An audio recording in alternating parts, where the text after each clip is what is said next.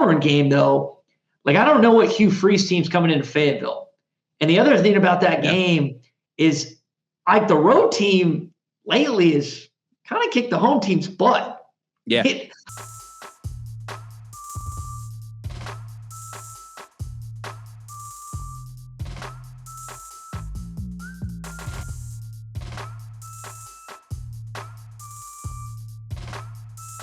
Welcome back into the Auburn Express, powered by the War Report. I am your guy, Ike Jones. Thank you so much for turning us up. We are here talking a little Arkansas football as we preview the season for the Razorbacks.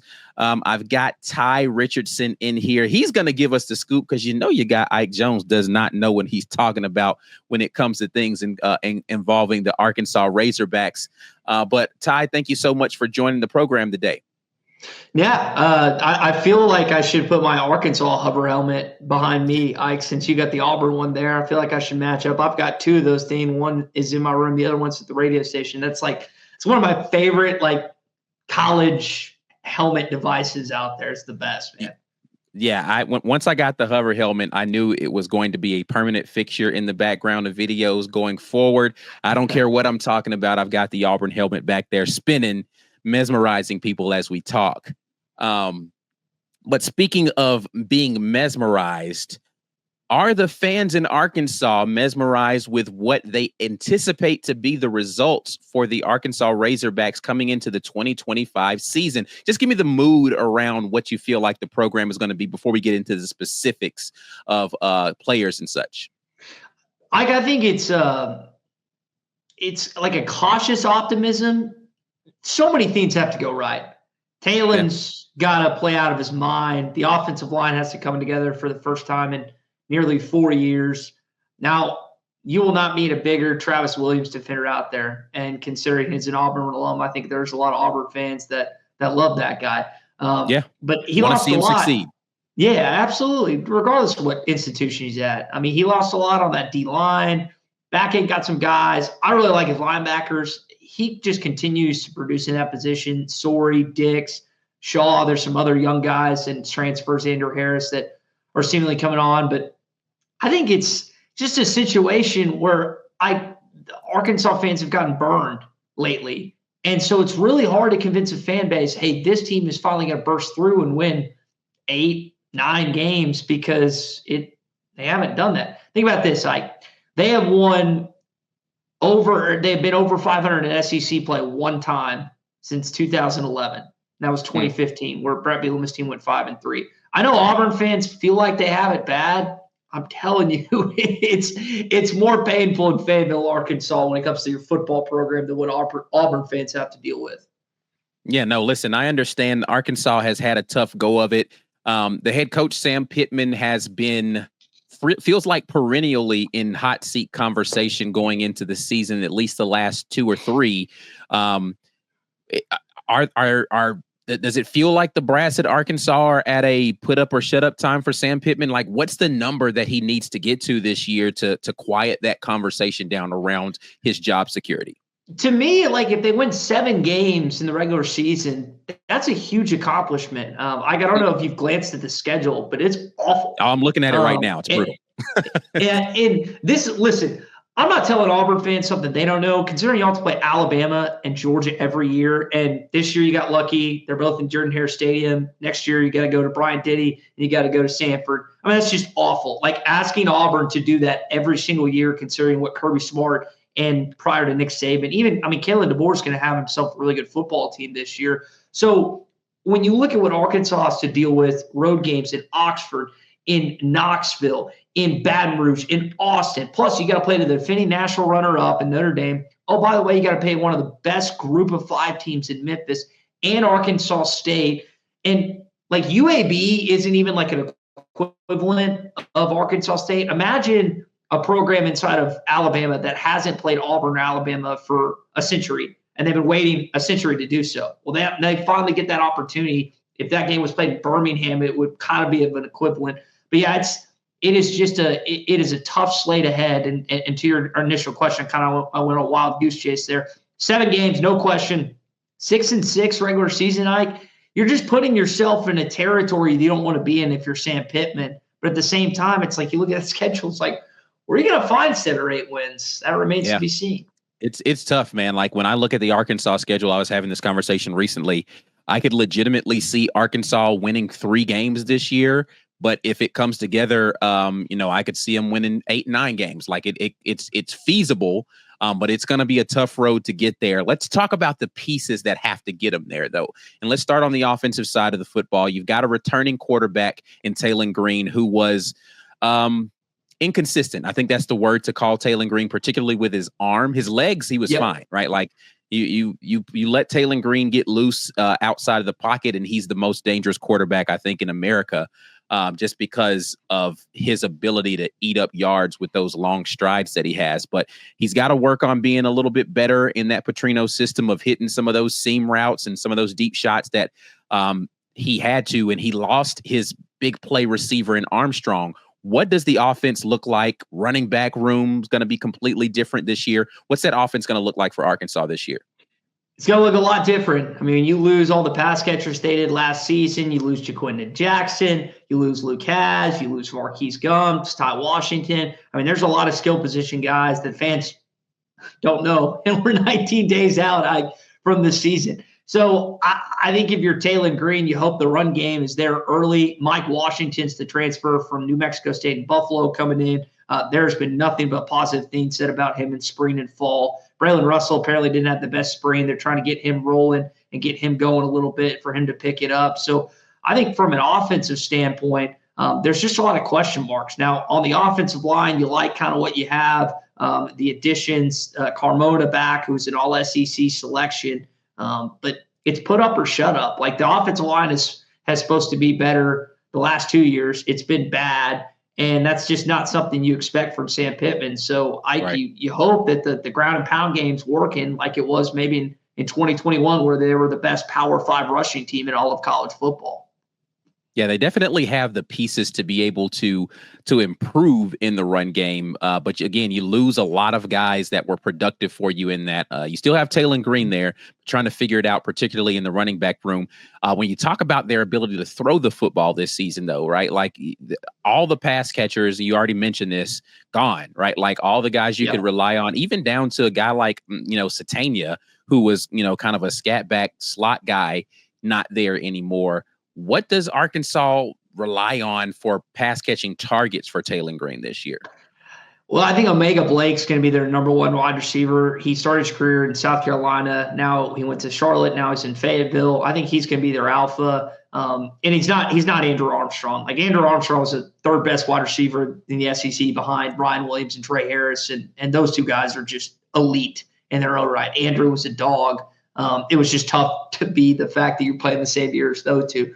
So I think it's going to be more by committee. I think Omega Blake is going to be the standout guy and the number 1 receiver. I don't know if I'm willing to put him to be in that category that Andrew was last year. So you hope some of these guys, like a CJ Brown, who's a young kid from right up the road in Bentonville, the transfers of Raylan Sharp and Cam Shanks. Cam played at UAB this last year. I know he's been hobbled a little bit in fall camp. So just areas that are skill position wise, you don't know you have. Plus, you've retooled the tight end position. You got this kid Jaden Platt who played for Petrino at A&M a little bit. You got Rohan Jones from Montana State. I'm forgetting the program he played prior to, but you know how it is. Like it's one thing to put up stats in an FCS or a Group of 5 conference.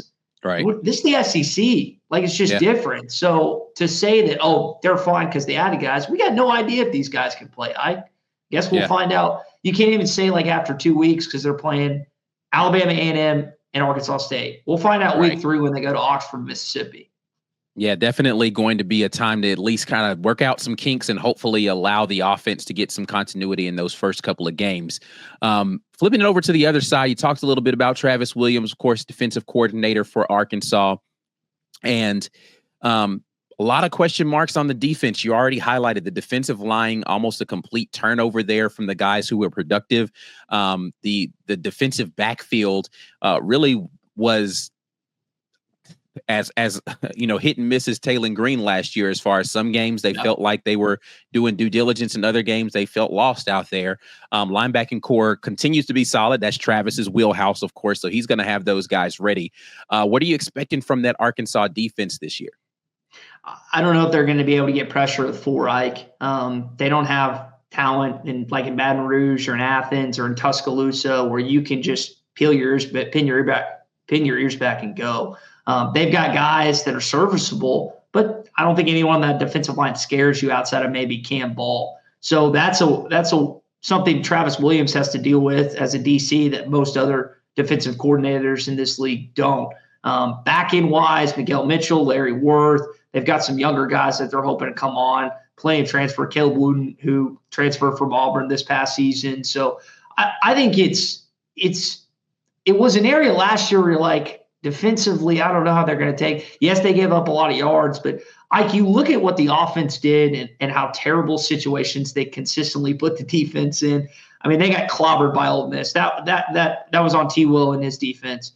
But outside of that, look at the games last year and tell me which ones the defense just didn't let you win. Yeah, it was a little disappointing first half versus UAB. But outside of that, they played admirably as a defense last year for sure. To me, if you watch them play, they're not going to win you a game, but most of the time they're not going to lose you games either. Now they didn't force turnovers last year. T. Will was actually in his press conference today talking about the length on the back end might help. And how it's been an emphasis. Heard Dick's talking about it, Xavier Sorey, about forcing turnovers because they were one of the worst teams on offense to turn the ball over, and then they didn't force any turnovers at all. That's not a recipe to win football games. So sounds very I think Auburn. Travis Wood. What's up? That sounds like Auburn last year to me. Oh, case in point, you want to hear something crazy? So the Auburn game last year when Noah Brown and I think Peyton Thorne threw a pick as well, the 5 turnovers or whatever. They also forced 5 against Mississippi State. So 2 games were 2/3 of their season turnovers that they forced. The Bulldogs and the Tigers. They only forced 15 all year. So that happened in 2 games, 2/3 of it. So You're not going to have a game or 2 this year probably where Auburn and Mississippi State just give you the football consistently like they did last year. So like you said, it's an area where Auburn and Arkansas found themselves in last year. I know that's also been an emphasis from Hugh Freeze and campus. I've heard him talking about it because they were close, like Arkansas was in games. If you don't have those miscues this year, you might find yourself on the right side of some of these one-score games. Yeah, like that Oklahoma State game where it was just like, the turnovers really bit them at the end of that game to allow Oklahoma State to come back in that one. So very uneven from what they were doing last season. Let's talk about the final phase, though. The kicking game, return game, right? Like you lose some guys even in that aspect. What is Arkansas going to look like in the special teams this year? So like Cam Shanks, who we were talking about, he was an All-American last year at UAB, preseason All-American, All-SEC guy heading into this year at Arkansas. So there's an excitement level in the punt return game that he hadn't had in a while. Scott Starzik takes over the kicking game after a kind of a middling mediocre combination last year, 70% field goal percentage. They've got to be better. He was the #1 former kicker in high school, similar Cam Little, who just kicked that 70-yarder for the Jags. He was kind of in that similar realm of rankings out of high school. And then you've got a punter in Devin Bale. Like, you don't often want to say that your punter might be your best player, but in the case of Arkansas, the punter might be the best player outside of maybe Xavier Sorey would be the only other guy that said that's it. Talon's the most impactful, but I don't know if I necessarily put him as the best player. So I think special teams wise, there is an excitement. I know I'm excited just because your kicking game was so inconsistent last year. Bale's going to be able to kick 45, 50-yard punts every time. And then maybe you'll get some excitement from Cam Shanks, which you just haven't had that consistency excitement since Joe Adams back in basically 2008 to 2011. Yeah, the Joe Adams, that's a throwback name right there for the Arkansas Razorbacks for sure. All right, well, we are in here on the Auburn Express, powered by the War Report, talking a little Arkansas football. We will get into the schedule and talk about kind of what we expect here. Again, I'm not asking you to give me any firm predictions, but just looking at it in chunks here. You already mentioned you start off with Alabama A&M, Arkansas State, and then you go on the road to Ole Miss, on the road versus Memphis, and then you get Notre Dame. What are you feeling like out of that first stretch? Because that's rough, man. Like I listen, I'm not going to even sugarcoat it. At Ole Miss, road game versus Memphis, and then have Notre Dame in there. That's a rough first five. But what are you feeling like Arkansas is going to look like potentially coming out of that stretch? I think 3-2 is a reasonable expectation if you're an Arkansas fan. If you're 4-1, then you're just out of this world excited. But I don't know if that's going to happen. Ole Miss has been a really good team in Vaught Hemingway Stadium. That game's at night. You played them tight the last 2 times you've been to Oxford. You lost by 7 last time. You lost by 1 4 years ago. So maybe you give them a run this year. Notre Dame, I know they lost a lot. Marcus Freeman might be the best young coach in the country. I mean, he is outstanding. I'm not even a Notre Dame fan, but I enjoy listening to him. I enjoy listening to his press conferences and various things. He's highly intelligent. He knows what's coming when he's coming in. They did a similar type of thing when they went into College Station a year ago. They know an SEC atmosphere is going to be formidable, even though it's an 11 a.m. game, which kind of sucks. And then the Arkansas State game, it's going to be tough. I think Arkansas pulls it out. But that Memphis game, Ike, you play that Memphis team the week after you play at Oxford. That's a really emotional game for Arkansas because you lost 3 guys to Ole Miss last year in Luke Haz, Patrick Kutas, and Jalen Braxton. So the guys on this roster are pissed. Like, they want to beat Ole Miss. But then you have to follow it up with one of the best group of 5 teams in college football, which, by the way, knows how to beat SEC teams at home. So that's a very formidable, scary matchup that awaits you after your first SEC game. 3-2 would be great. 4-1, you'd be elated. 2-3, man, you got an uphill battle to make a bowl after that if you finish that through 5 games. So you're if you were to say what's the swing game there? Is it the Ole Miss game where it's like, okay, you maybe because of the emotion you could go in there and get that one, but likely wins versus Bama State, Arkansas State, and Memphis? Yeah, I think so. But the deal with the Ole Miss here's something wild. Like, if they beat Ole Miss, they're going to lose to Memphis that next week. I'm telling you, man, they're going to be so emotionally charged, jacked up for that game. It's not going to rise to the level of Texas, maybe even LSU, but when it's personal, like I know there's been kids that have flipped from Alabama to Auburn or Auburn to Alabama. Most notably, I think about like basketball recently. But when you have like kids transfer to a rival, it's not going to necessarily rise to the level of those 2 schools, being that they're in their own state. But Oxford and Fayetteville are 5.5 hours apart. There's a lot of kids that know each other from those 2 schools. So it is a very, very personal game. And if Arkansas uses everything it has in the tank to win in Oxford, I don't know if they can win that next game in Memphis. I think they're gonna lose some of it, to be honest. So probably split those games to get you to that 3-2 potentially there. So I see that happening. All right. So you get a bye week after Notre Dame, which is going to be a huge game, and you're going to need the break there after that. But it doesn't necessarily get easier after that because you go on the road to face Tennessee, a Tennessee team that, let's be frank, nobody knows what's going to look like offensively. As much as you love what you have in Coach Heupel there, you just don't know what the quarterback situation is going to look like. But they may have figured some things out by week 7 of the football season. Then you get Texas A&M, Auburn, and Mississippi State. How are you feeling about that 4-game stretch there? You got 3 of them at home, on the road versus Tennessee. Yeah, I think it's a setup in the schedule where Arkansas can take advantage. Kind of like you said, you don't know what the quarterback situation looks like in Knoxville. I know Joey Aguilar comes over as the Appalachian State via UCLA now in Knoxville. But there are questions if he's even going to be the starter by the end of the season. And if you're an Arkansas fan, you have to at least like that, at least doubt, Ike. The 3 games at home, I don't know if you've monitored the Texas A&M series over the years. Arkansas has continuously lost that game by like a touchdown or a field goal every year. It's been in Jerry World. It's now in Fayetteville this year. It'll be back in College Station in a few years following when that game resumes here, when they flip over the schedules. But Mississippi State's going to be a bad team. That Auburn game, though, like, I don't know what Hugh Freeze team's coming into Fayetteville. And the other thing about that game is like the road team lately is kind of kicked the home team's butt. Yeah. Like I think about notable games in that series history. And there's some good ones like Fred Talley, 2002, 2006, D-Mac and company, the number 2 team in the country. But I also remember 56-3.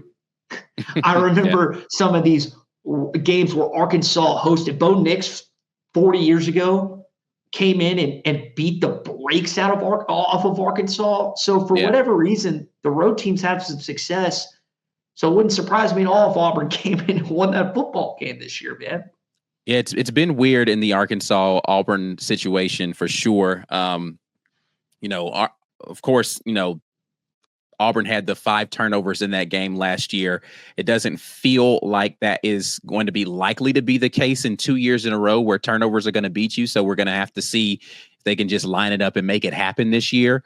But I'm a big Texas A&M believer. I think that they're going to be a really good team this year. So it's a tough stretch, and I'm with you. I don't have very much belief in Mississippi State as a football team, so I don't know how they manufacture wins this year. But we'll see if they're able to pull it out. But if you're looking at that stretch, you're thinking, what's worst case, best case scenario in that 4? I think Arkansas realistically could go 3-1. Either somehow win that game. I don't think they're going to win that game in Knoxville, even though I think it could be closer than people think. But I mean, A&M, like you said, Marcel Reed is a very, very curious part of the SEC equation this year, because if he blows up and kills it, like you said, that football team's going to be hard to beat because they got pieces everywhere. I don't believe Mississippi State like you. And then Auburn, like what Jackson Arnold are they going to be facing? Are they going to face a Jackson Arnold that's really competent because he's got a new coach, new team, and he's got one of the best wide receiver rooms in all of college football? Or is it going to be like what we've seen from Hugh Freeze the last couple of years, his quarterbacks turning the ball over left and right, and he walks into Fayetteville? So I think 3-1 would be awesome. I think 2-2 could be the case. I mean, I don't think they'll go 1-3, but maybe I'm homering up too much in this 4-game stretch. Hey, listen, there's nothing. I am a noted homer. Like I wear my homer out. Listen, you see all this stuff in the background. I'm fine with it. Yeah, I am completely fine with anybody. I'm not looking for in-depth media attack. Listen, man, speak your truth as a fan. It's all good. It's funny. I get crack up, and I know there's journalists out there that, and I would say I'll have like journalistic principles. Like I'll go about things from that perspective. But when people are like, yeah, I don't care who wins or care who loses, and like, for a fact, they're just lying through their teeth, that drives me up a wall. I don't know if you're the same way. No, listen, I just want to hear the truth, man. Don't I get frustrated when I hear people go and say one thing on one program and then they say something completely different on another program. It's like, just be consistent with what you feel, and just let the analysis lead where it's going to be, or acknowledge your bias and live in that. Like, I'm fine with either of those things.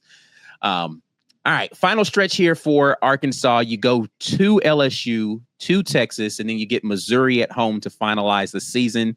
That is a rough 3 games to finish off, considering where the 2 road games are going to be. How are you feeling about that final stretch there for Arkansas? Dude, you just like to be 1-2. I mean, the LSU game and Texas game back-to-back is wild because those are considered the 2 biggest rivals for Arkansas. Texas, you get to go back to Austin, I think for the first time since 2008, if I remember that right. It's been a while, so that'll be an intriguing game. Arkansas played them tough last year, 2010, was driving late, had a fumble from a young wide receiver, and ended up losing. And then LSU, last year, Nussmeier just kind of picked them apart. But 2 years ago, they went to Baton Rouge, and Daniels, it took every bit he had, 34-31, kind of a last-ditch field goal for the Tigers to win. So I expect both those games. Like, if you're, I don't know if you like to gamble a little bit. I would bet on Arkansas to cover it in at least one of those games, if not both. Don't bet on them to win, but at least bet on them to cover. Don't bet on them against Missouri because Missouri beats them every year. Drink's got Arkansas connections, loves rubbing it in.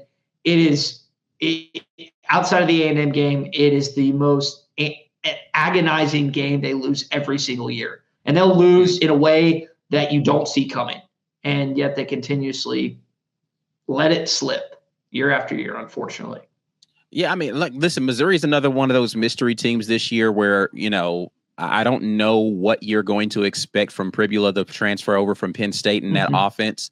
I was talking to the guy who does Vandy, and basically I was like, listen, if he was running the offense that Vanderbilt has, where you expect your quarterback to run the ball a lot and they're going to try to play slow paced, and I think that fits a little bit more what I've seen from him so far. Now, he could be some phenomenal breakout player that we're just not expecting. I just don't know what to expect from Missouri this year, considering you have him at the quarterback and then you have wide receivers that are trying to work their way into it. But by the end of the year, they may have worked all of that stuff out, but we will see. So, as far as your confidence rating here, and you are right on what I thought it was going to be for Arkansas, where it's like you could legitimately see them winning just 3 games, but you could see them, you've got a couple of push games here, 4, 5, 6, 7, 8, 9. They could legitimately win 9 games, right? Like, it's just, there's such a huge gulf of what the expectations could be versus the disaster scenarios for Arkansas this season, that I find it really difficult. They're a difficult team to predict because they've got some pieces, but it just kind of depends on how those things gel. Yeah, and I think on that note, there's so many things that have to go right for Arkansas. Like, we can look at each team, especially in the top end of the SEC, and like, a few of these teams have to go right, and they'll win 9 or 10 games. But for Arkansas to get to like that even 7 or 8 category, it's like Taylor has to be a top 6 quarterback. T-Will's got to get that defense on the defensive line and back end humming. They can't have injuries. Like, there's so many more little intricate steps that have to happen in order for Arkansas just to be kind of in the middle of the pack in the SEC. Ike, you just don't have those elements that you necessarily need on other programs. I know there's a lot of Auburn fans they've watched what's happened the last 2 years, how close Auburn's been a couple times, and they think to themselves, man, we're a player or 2 away. Well, they are, because they have the talent, they have the pieces in place. It's just a matter of they can execute or not. Arkansas, on the other hand, has to have like luck on top of all the other things we just mentioned, man. Yeah. Well, I mean, listen, we will find out very soon whether or not luck will be in the favor of the Razorbacks as the season is approaching very quickly. Before I let you get out of here, please tell the people how they can keep up in case they want to know a little bit more about the Razorbacks. Yeah. At Hit That Line AR, ESPN Arkansas, we have 13 hours of daily radio programming a day between Chuck and Bo, the show I'm on, the Morning Rush, halftime with Matt Jones and Phil Elson, also Ruskin and Zach. So we got a good dose. Always love getting together with other SEC media guys. I know Mike and Ike. I think we may have met at SEC Media Days as well. So it's good to be on with you, man. Appreciate you having me. Yeah, absolutely. I appreciate it. Well, we will definitely follow back up on this conversation, try to get you on here week of the game, because we will know a lot more about what to expect from these teams based upon what we've seen so far in the season. But thank you again for coming on today. You got it, Ike. Thanks for having me. Yeah, absolutely. Well, you know where you can find us. We are at The War Report out there, X and Instagram, TW Report on TikTok. We're the Auburn Express on every place you listen to podcasts. Make sure you tune in there. But we're out of here until the next time. And as always, War Eagle. Peace.